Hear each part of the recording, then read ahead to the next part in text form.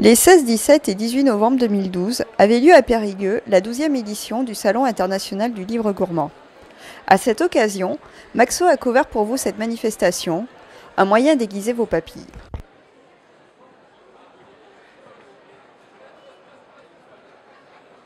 Votez et bougez plus. Voilà, on va faire le compte, donc gardez les mains levées jusqu'à ce qu'on vous demande de les baisser. Vous êtes 31.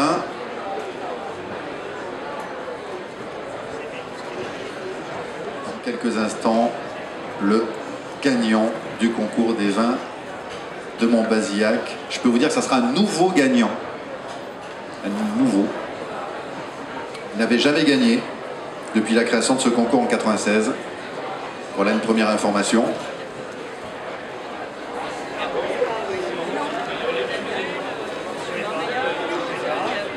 Et le vainqueur est Château Labrie. Et si nous demandions à Éric Corbeyran, auteur de Château Bordeaux, ce qu'il pense du vin et de la BD? C'est des sujets qui nous touchent parce on fait ça tous les jours, on mange tous les jours, on boit un verre de vin tous les jours, enfin, donc c'est quelque chose qui est très proche de notre culture, de notre art de vivre, et du coup ne pas le traiter sous forme de bande dessinée, c'était presque jusqu'à présent une hérésie. Les choses commencent à se réparer un petit peu parce qu'il y a pas mal de bouquins qui sortent sur le sujet actuel, sur les sujets, parce que c'est sur le thème actuellement. Mais oui, je pense que c'est quelque chose d'une telle évidence. Enfin, moi, je sais que ça fait plus de 20 ans que j'habite à Bordeaux. Il ne m'était jamais venu à l'idée de faire une BD sur le vin de Bordeaux. Il a fallu qu'on me mette le nez dessus en disant mais qu'est-ce que tu attends? C'est Jacques Glénat qui m'a dit mais allons-y, faisons une BD sur le vin de Bordeaux. Mais bien sûr, mais c'était tellement lié à notre environnement, à notre quotidien que donc je pense que ce lien est en train de se consolider entre ce qu'on fait tous les jours, manger, boire, et ouais, un médium comme la bande dessinée. C'est d'une telle évidence. Peut-être qu'on est, on est tous un peu artistes et on aime le travail bien fait, donc c'est vrai que ça génère une forme d'exigence, une forme un peu entre guillemets, hein, de tyrannie, mais en même temps, oui, je pense qu'on fait on fait le même boulot, enfin, en tout cas on va dans le même sens. Un chef, c'est quelqu'un qui se met en danger 2 fois par jour. Moi j'écris 10 heures par jour, on est toujours actif, quoi. Un chef, il a une idée de recette qu'il traverse, et puis ensuite il va l'expérimenter, puis la reproduire. Une idée en BD, c'est pareil, l'idée nous traverse, et ensuite c'est du travail, il faut la développer, il faut faire des recherches, donc ouais, il y a tout un tas de points communs. J'ai pas trop réfléchi, mais on pourra en trouver plein. Comme ça. Non, mais je vais te dire, ma ligne, ça fait très longtemps que je l'ai oubliée et que je n'y fais plus du tout attention. Je pèse 100 kilos et ça ne cesse de croître. Et surtout, hier, j'ai écouté quelques débats, quelques conférences. À 18 h, j'avais une faim de loup parce que tout le monde parle de bouffe, tout le monde parle de recettes. Ça sent bon, tout le monde en parle. Moi, ça me rend fou, quoi. On a préparé un foie gras, escalope de foie gras, poché dans un bouillon de canard avec ses petits légumes. Rutabaga, carottes, navets. C'est un grand classique, mais une petite merveille. Une assiette pour vous quand même au milieu, donc prenez-la et goûtez avant que ça soit froid. Allez-y. Oui, allez-y.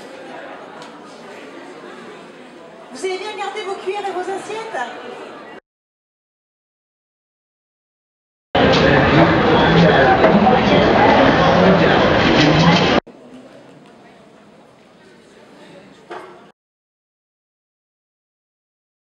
Fernando va nous présenter cette petite pimientos. Alors c'est le seul truc que je sais dire en espagnol, je vais essayer de le dire bien. Caperucito rojo, ça veut dire petit chaperon rouge.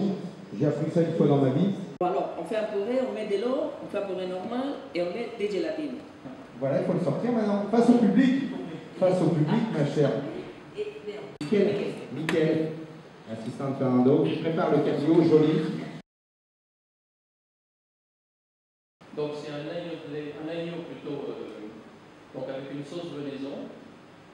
Alors l'idée c'est en fin de compte, on pourrait dire hors saison du gibier, c'est d'utiliser de l'agneau qui va remplacer le chevreuil. Donc en fin de compte là il va être accompagné avec les poires, les abricots, la purée de cerfeuil tubéreux et on le fait mariner au vin rouge pour donner beaucoup de goût, ce goût un peu on va dire faisandé du gibier.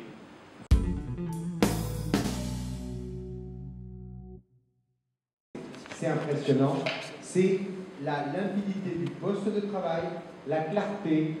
Regardez la classe. Pourquoi? Parce que ça, quand on s'entraîne pour des concours comme le meilleur ouvrier de France, on travaille sur 1 mètre. Quand je dis 1 mètre, pas 1 mètre carré. On travaille sur 60 cm de profondeur et sur 1 mètre de large.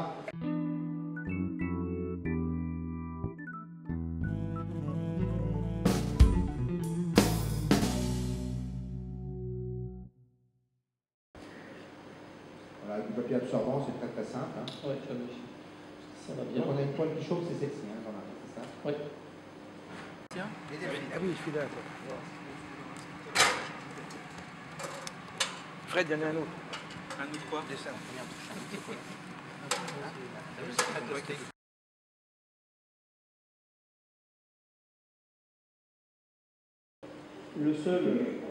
La seule solution, c'est de goûter régulièrement. Là, on ne va pas trop se poser la question dans le sens où on va cuire les lentilles au-delà de leur cuisson, puisqu'on va faire un velouté. Ce qu'on peut rajouter sur les légumes secs, évidemment, ce qui est valable pour la lentille, pour nous, c'est une grande source d'inspiration, la lentille. Et on fait plein de choses. On peut travailler la lentille du début du repas jusqu'au dessert. Proposer cette lentille au-delà de cette cuisson, c'est un peu ce qu'on va faire aujourd'hui, c'est-à-dire ce qu'on appelle un pulpe en purée. Et à partir de cette purée, on peut faire, pourquoi pas, c'est ce qu'on fait, un yaourt à la lentille. On peut faire des glaces, on peut faire des tartes à la lentille, hein, qu'on fait à la maison aussi. Bon, il y a plein de sources d'inspiration du moment que vous l'utilisez en purée.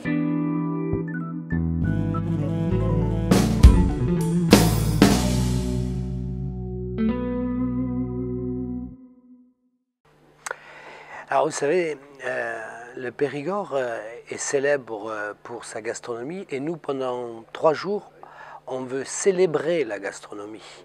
Si vous voulez, on veut lui donner une note particulière. C'est un éclat nouveau, c'est un éclat de modernité aussi et c'est un éclat de mixité.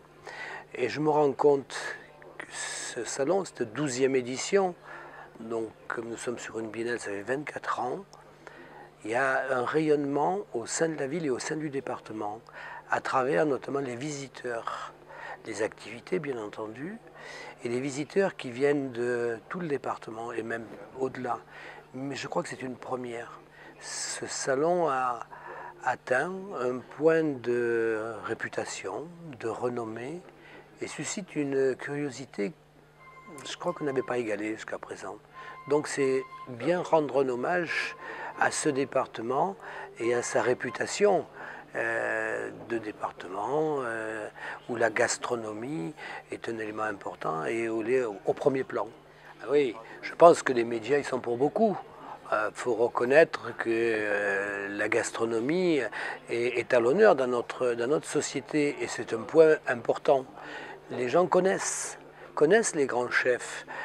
Nous en avons quelques-uns ici qui ont des passages réguliers sur les grands médias. Et les gens ont envie de les voir, ont envie de les rencontrer. Donc c'est le lieu d'échange et puis, quand même, disons-le, c'est un salon qui a un grand prestige et accessible à tous. Pourquoi la gastronomie, comme j'ai pu le connaître il y a quelques années, serait réservée à une élite? Aujourd'hui, même des gens qui sont en situation difficile, ils sont nombreux hélas dans notre pays, ils ont droit aussi à avoir ces contacts, ces échanges. Mais pas d'obligation d'achat. Mais le plaisir du regard, le plaisir de l'écoute, le plaisir de voir un chef faire une démonstration de cuisine comme nous avons. Et de pouvoir la déguster après. Ah ouais, ça c'est un privilège. c'est un privilège auquel nous tenons, puisque là encore, c'est une première que nous avons mis en œuvre cette année, faire des démonstrations de cuisine, de recettes, par des grands chefs, dans la grande salle du théâtre de Périgueux, 850 places. C'est moi qui ai eu l'idée. Et quand je l'ai proposé à mon équipe, elle n'était pas d'accord. Elle m'a dit, mais vous vous rendez pas compte, le théâtre n'est pas fait pour ceci, n'est pas fait pour faire de la cuisine. Mais j'ai dit si, au contraire. J'ai dit, ce n'est pas, on ne va pas théâtraliser la cuisine, et encore que, on peut faire, mais on va permettre aux gens de voir, et de voir assis confortablement. Et donc, vous avez vu le succès. Ah oui, hier, c'était rempli. Oui, 850 places quand même dans ce théâtre. Et donc, il y avait... Bon, donc, c'est tout ceci qui fait que le Salon international du livre gourmand de Périgueux est à la fois un salon ouvert à tous et quand même un salon de prestige. Parce que vous disiez à juste raison, madame, la présence des grands chefs et puis la présence de littérature quand même de haute qualité. Oui, j'aime la table. J'aime la table, mais j'aime la table dans certaines conditions. Je passe peu de temps à table en semaine, en raison d'une activité importante. Mais quand je suis dans un cadre agréable, et particulièrement dans un cadre familial, j'aime bien. Et j'aime particulièrement un plat que me prépare mon épouse. Alors je sais que c'est un plat qui est très connu, qui a fait sa réputation, le Tour de France et au-delà. C'est la tête de veau à la sauce kiribitch. J'adore ça. Il y a un autre plat qui est pas connu, qui est méconnu du grand public et que j'aime bien, c'est la queue de bœuf. Et mon boucher à Périgueux, il faut les commander. Et la viande de la queue de bœuf est une viande très fine, une viande longue qui est délicieuse. Et on la prépare un petit peu comme on prépare un pot-au-feu, qui n'est pas un pot-au-feu. Et on peut la servir avec des légumes, notamment des pommes de terre, des pommes de terre un petit peu bouillies. Et c'est délicieux. Et tout ceci est accompagné d'un vin rouge que j'aime beaucoup, qui est là, c'est trop cher, qui est le Pape Clément. Et donc, je passe un excellent moment, mais je ne veux déguster ces plats que dans un cadre très particulier. Je ne prends jamais ces plats au restaurant. Je les consomme que chez moi et en famille.